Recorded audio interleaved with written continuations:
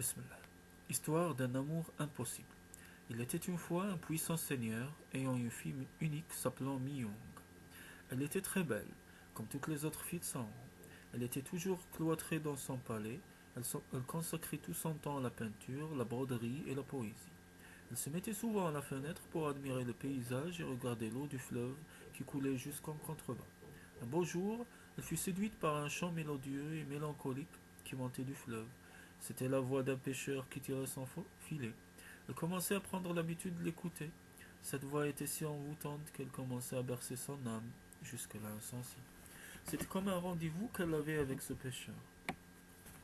Un beau matin, cette voix se tut. Ce silence la rendit malade. Elle fut complètement alitée et aucun médecin n'arriva à déterminer les causes de sa maladie. Puis un jour, la voix s'éleva de nouveau. Ce chant était si mélodieux que Min-Young reprit ses forces et retrouva sa beauté. Elle redevint heureuse à la grande joie de son père. Celui-ci commença à découvrir la cause de son mal. Elle fut replongée dans la léthargie désespérée chaque fois que cette voix se tut. Son père finit par rechercher ce pêcheur qu'on amena auprès de sa fille malade.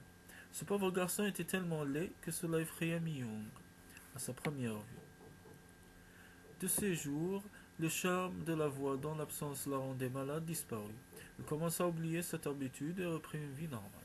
Par contre, la vie fut bouleversée complètement pour ce pauvre pêcheur Truong-Chi. Celui-ci menait jusque-là une vie paisible et n'avait aucun souci autre que la procuration journalière de la nourriture. Il tomba amoureux de la gracieuse Min-Young lors de cette rencontre. Il savait que cet amour était sans espoir. Il commença à négliger son travail, tomba malade un bon matin et finit par mourir. Son corps fut enterré au bord du fleuve à côté d'un arbre. Un jour, lors d'une crue violente, les berges furent ravagées par le fleuve.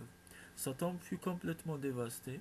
On trouva à cet endroit une boule de jade d'une pureté magnifique. Selon les gens de ce coin, il s'agit bien du corps du pêcheur qui s'était transformé en cette boule. Attiré par la splendeur et la beauté de cette boule lors de son passage dans ce coin, le père de Min-Young réussit à l'acheter à prix d'or. Il fit tailler cette boule en forme de tasse et l'offrit à sa fille lors de son anniversaire. Quand celle-ci versa du thé, elle vit apparaître au fond de cette tasse l'image de Truong-Chi, avec sa voix mélodieuse résonnant quelque part. Émue et prise de pitié, Min-Young commença à pleurer. Ses larmes tombèrent dans la tasse. Par enchantement, celle-ci se désagrégua et disparut.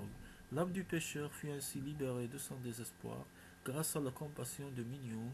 Ainsi se termina l'histoire d'un amour impossible.